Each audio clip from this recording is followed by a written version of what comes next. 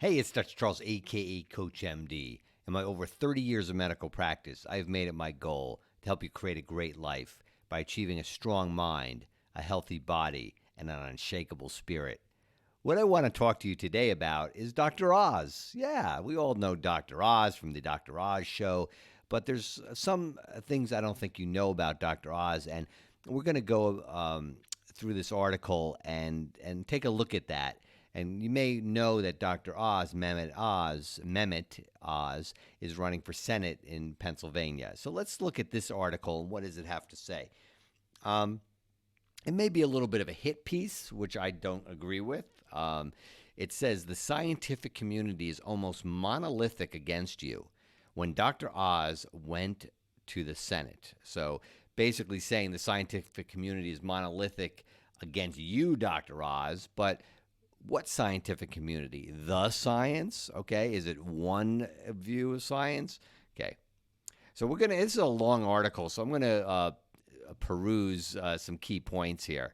And in the morning of, in a hot summer morning in June of 2014, Mehmet Oz, MD, known by millions of adoring fans around the country as Dr. Oz, went to Capitol Hill ready to play the victim. Okay, it starts off again with a little bit of a hit piece kind of tone to it. But let me just tell you a little bit about Dr. Oz. You may know him from his show, but Dr. Oz was for many years a very renowned cardiothoracic surgeon at Columbia Presbyterian Hospital in New York City. So that's a really very intense job to do. What does that mean? It means that he would open up people's chests. He would fix their hearts if they were not performing well enough. If the circulation wasn't good, he'd revascularize them, meaning make the blood vessels, transform them so people had blood flow to their heart. This is a very intense job. And we would refer our patients in the New York metro area, me included, to Dr. Oz because not only was he a very skilled surgeon and very smart, but he was also very kind, very gentle, had a great bedside manner. And we would want our patients, if they had a heart attack or if they had some type of cardiac malfunction, if they needed a valve replaced, we would refer them to Dr. Oz for all of those reasons. So keep that in mind when we go through this article. So let's just go through it again. It's very long. So for the duration of the hour, and it's very long, but you'll have the link underneath this video, so you'll be able to access it. So you may have your own opinions about Dr. Oz, but just keep that in mind, what I just said, because that's on the ground reality. I know it personally from my patients. I've met Dr. Oz. I've been to affairs with him in social settings. So, I don't know him personally. We're not best of friends, but I've had a look into who he is as a person for the duration and a professional. For the duration of the hour-long hearing, members of the subcommittee lined up one after the next to grill America's doctor for the statements he made on the Dr. Oz show, his daytime cable program on health and wellness, laying into him for his endorsements of the miraculous powers of green coffee extract and the fat-burning magic of raspberry ketone. From his spot behind the witness table, Oz refused to back down. Good for him. He brandished printouts of scientific studies to defend his statements about various weight loss supplements and cited transcripts of his TV appearances to show how advertisers had taken his words out of context.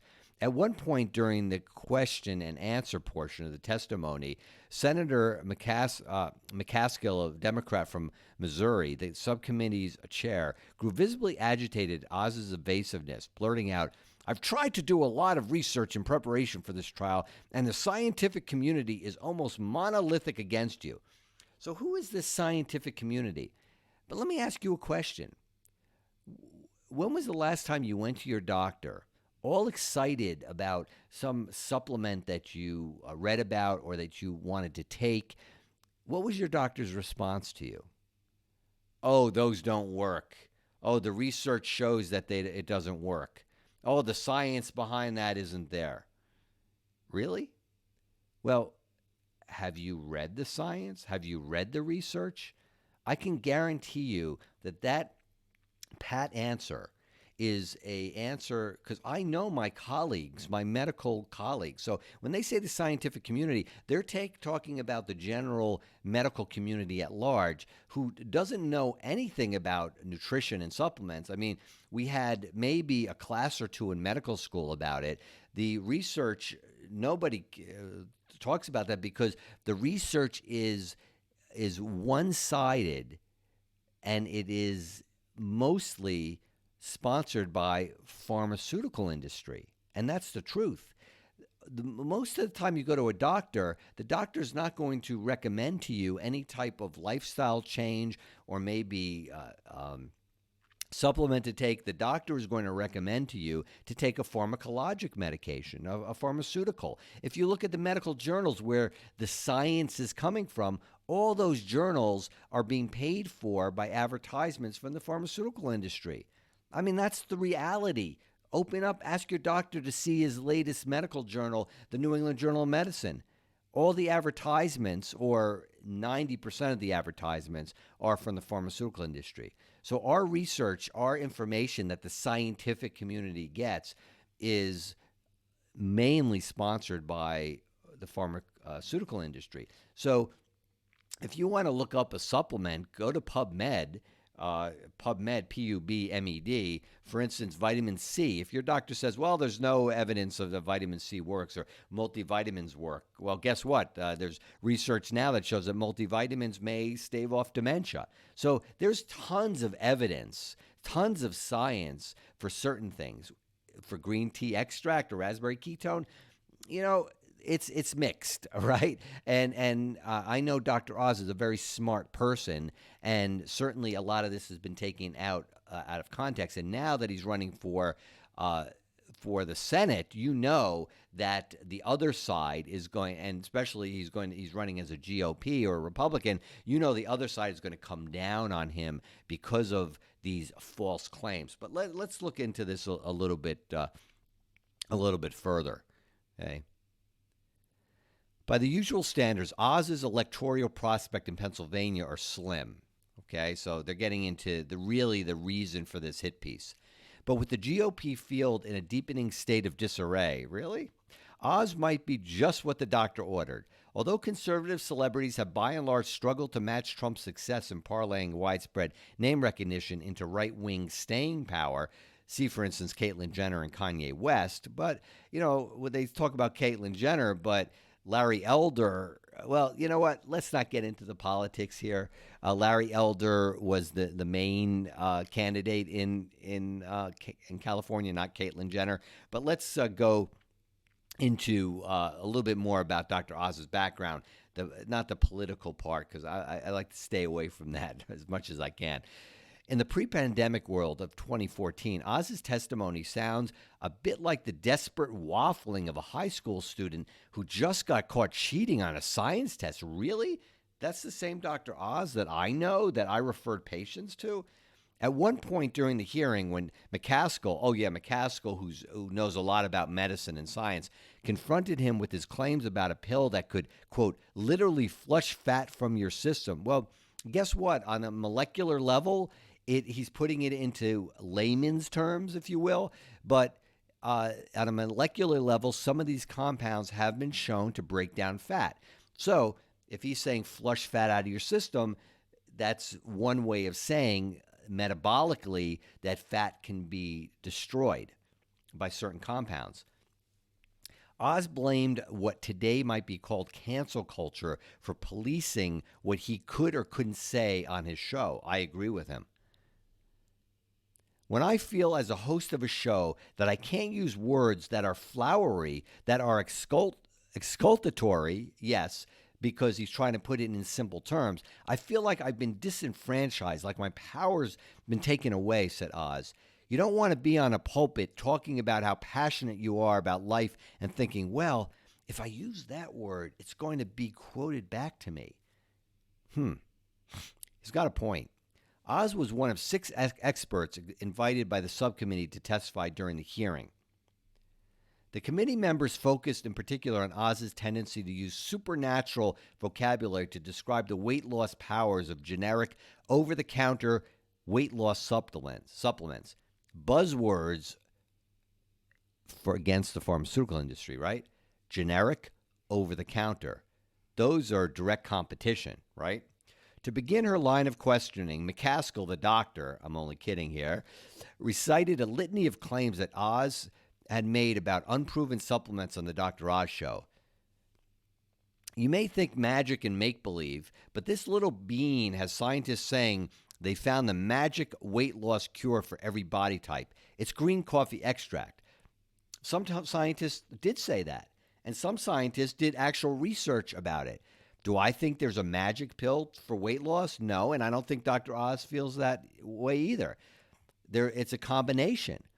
But maybe this could help a little bit with weight loss, with lifestyle changes, with psychological changes, which is the most, the one that affects weight gain the most, in my opinion, and can accelerate weight loss, getting your mindset intact.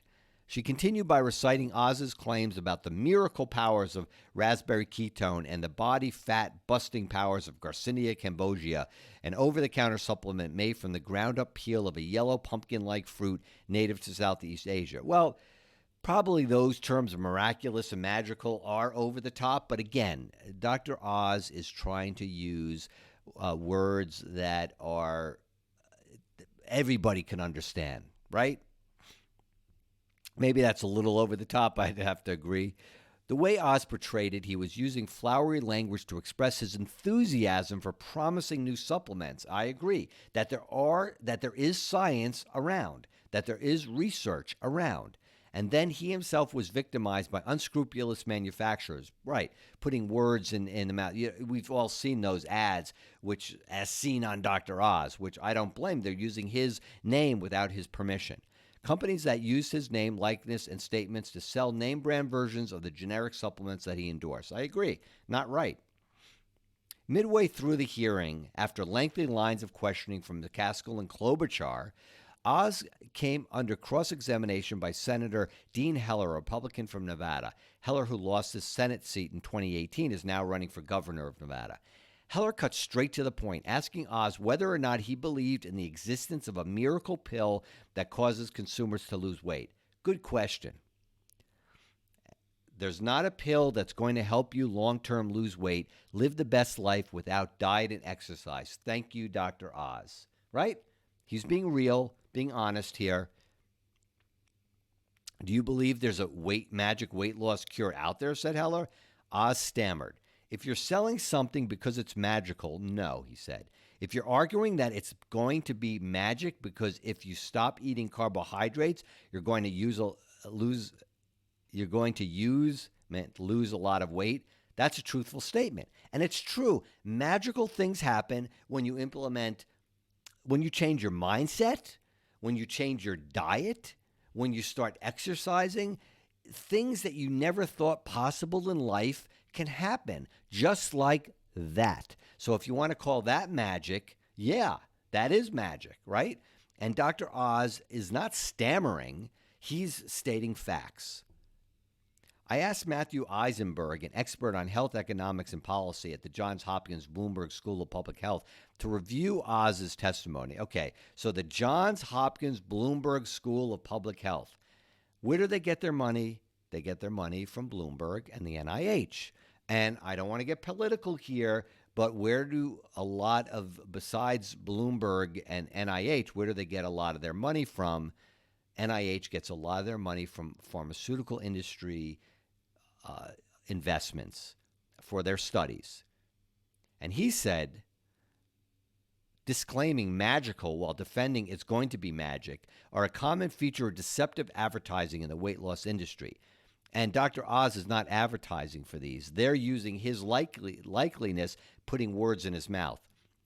And despite Oz's careful parsing of claims like that, several of his hearing statements ran afoul of both scientific and regulatory consensus. We're hearing a lot of that nowadays about the science. So that's what he's claiming against both scientific consensus.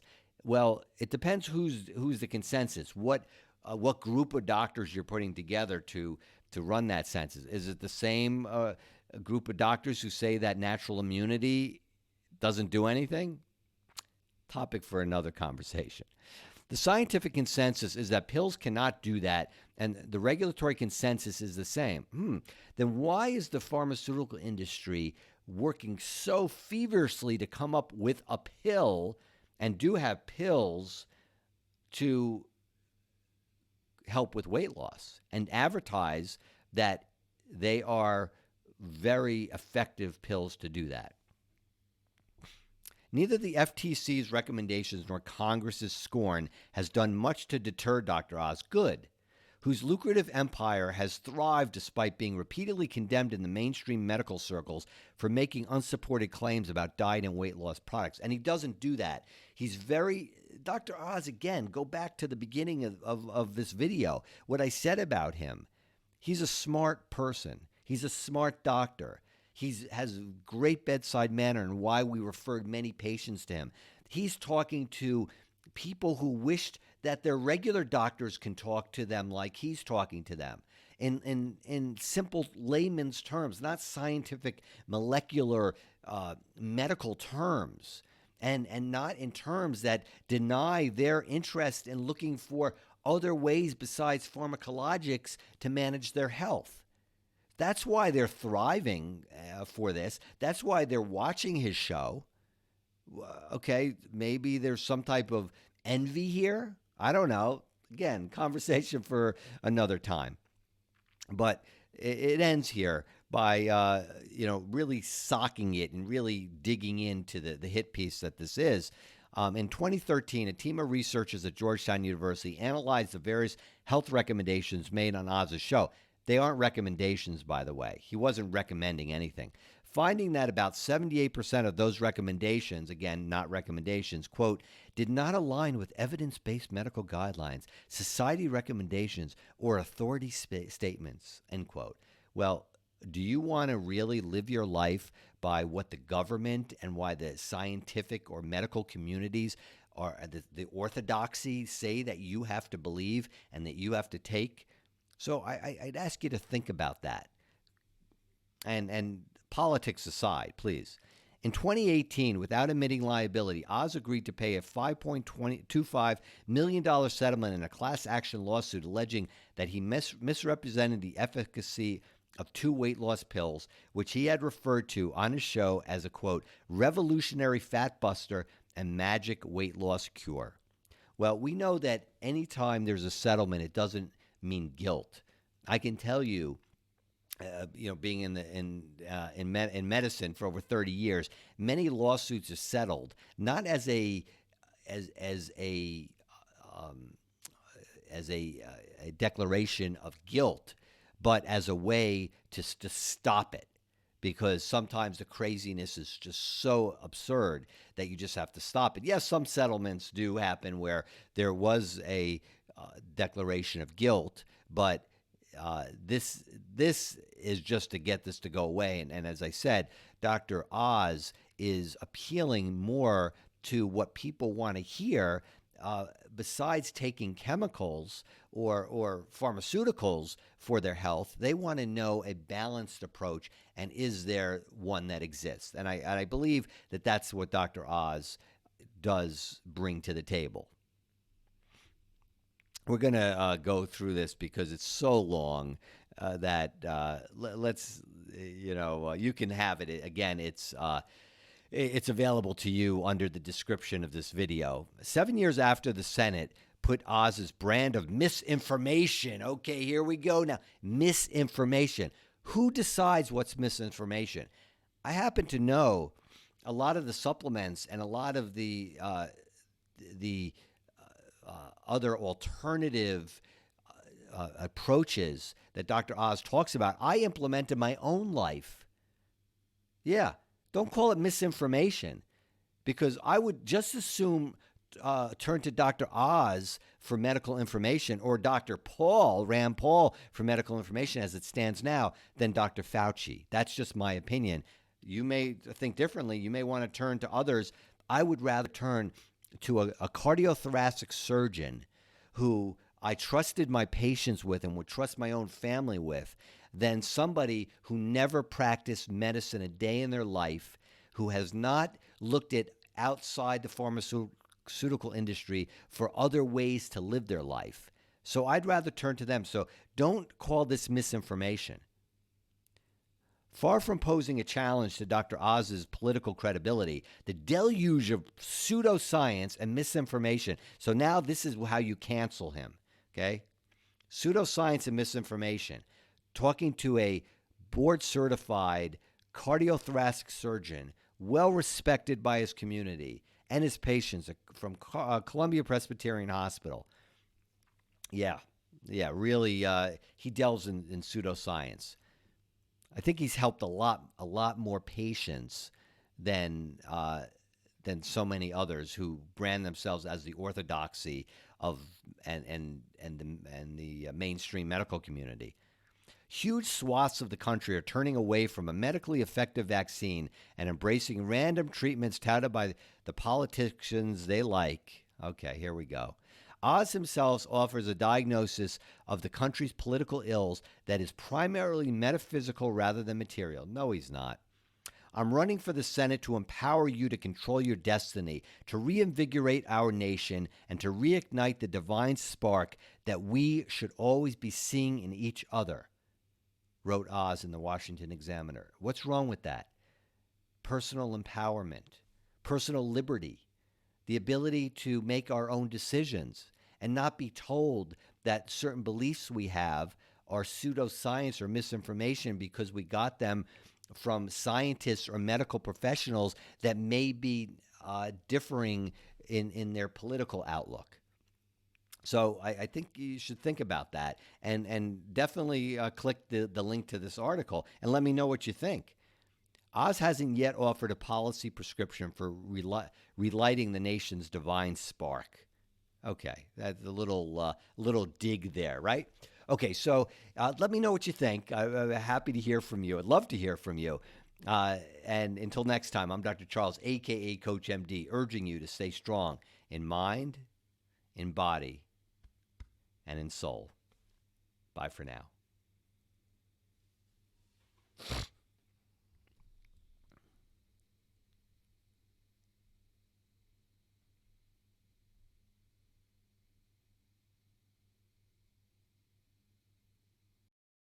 Dr. Charles, CoachMD. Thanks for stopping by. Make sure to like and comment below. I'd love to hear from you. If you think you have a friend who might benefit from this video, share it with them. For access to exclusive content, support my Patreon. There you'll get private access to videos, meditations, health tips, even relationship and financial tips. You'll have a say in what I produce and be able to participate in a monthly call with me. Don't forget to follow me on Facebook, Instagram, and Twitter, and subscribe to my YouTube channel. See you soon.